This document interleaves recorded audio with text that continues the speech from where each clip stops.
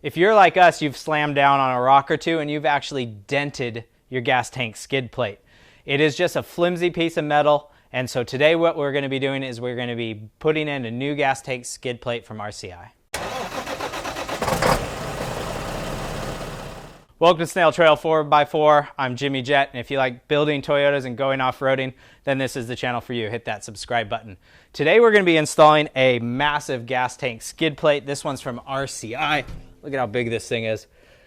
It's beefy, it's big, it's burly. It's a 1/4-inch aluminum. They also make a 3/16 version out of steel, and you can also choose to get this one powder-coated black if you want. This is going to be a massive upgrade for that skid plate down there underneath the gas tank. It's super flimsy and really, really thin, and we've actually already dented ours. So we're excited to be putting on this beefy one underneath. So step one is to remove all the factory OEM skid plate by undoing the bolts. These are 12 millimeters. There's 2 on this side, and we'll let you know how many are on the other side. This is the most forward one here, and it's probably the most tight area to get into. All right, so we took the one off on the front. Brennan was very patiently doing it by hand, and we can fit the Makita up on here. So this is the second one on this side that we're going to take out. All right, on this side, we're on the driver's side here. We've got 1, 2, and 3 bolts or nuts to remove there, and then there's one more up way back here on the. It's a strap that kind of goes up and around, and so we're going to remove that one as well. This is a different size. 10. Bigger. 13. 14? 13. That's weird. These are 13s. All right, so we got all the screws out, and now we can slide this out of the way. Without me underneath it, looks like you have to do it. Gas tank's still held up by these straps. That's what holds it on primarily. So you don't have to concern yourself when you yank off the gas or that skid plate that the gas tank's going to fall at all. It's still totally up into place. So the next step here is to install these spacers, the ones that hold them down, the legs, I guess we could call it. This short one with the 90 degree comes all the way back here, goes right where we took off that other side at the back in the same bolt hole as before, and all we're going to do is just loosely put it up into place. There we go. Just give it a few threads and let it dangle. So the 45, this was the one that's the pain in the butt. It goes right up in here. Once again, we're only going to loosely put this one up into place. Man, this one is a pain in the butt.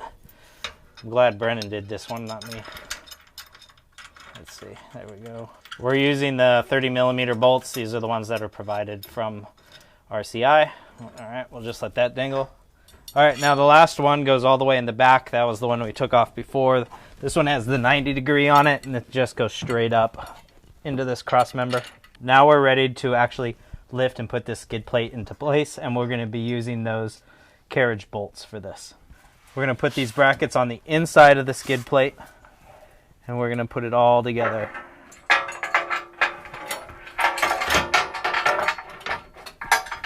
Carriage bolt from the outside, washer and nut on the inside. There's tons of play in these, so both up and down, side to side, and forward and back. So just let it dangle, let it find its spot, and then we're going to bolt in the rest of them. So the next step here is we're going to be threading in these 3 bolts right here just to get them all lined up. Once again, we're only going to be putting these in soft, just loose, so that make sure that they all fit. Everything works out well. That one's tight. All right, now the fun one up here. This is the hard bolt to get to. This is on the top of the strap, all the way up at the top. That's a pain in the butt one. That's the one that we're referring to whenever we say, hey, that pain in the ass one. That's it right there. So we got that done. We got the carriage bolts in with the nuts on the back side, so it's super clean on the front here, and you can see back here, so it's all smooth. You don't even notice it. We pushed it up as high as we possibly could. So there we go. That's actually the whole front slider section that we've assembled.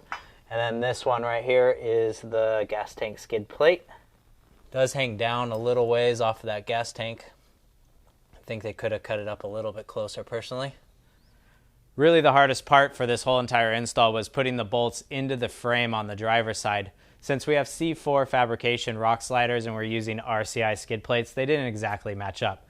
We were able to get them to work, and it did take a little bit of brute force with the Makita drill to get them up in there, but they're going to stay there forever and we're never really going to have to pull them out again.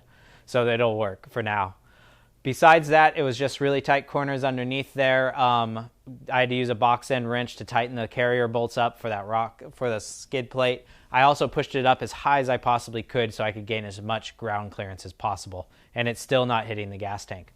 There is a bulge out on the driver's side, so you just need to be careful and make note of that and make sure it's not hitting, the skid plate's not hitting that bulge right there, but which ours isn't, so it's totally clear. And so now the next thing we're going to be doing is we're going to install lower link skids onto the rear axle here. I'll put a link to that one right up on top. Otherwise, hammer down on that subscribe button, and don't forget, keep crawling.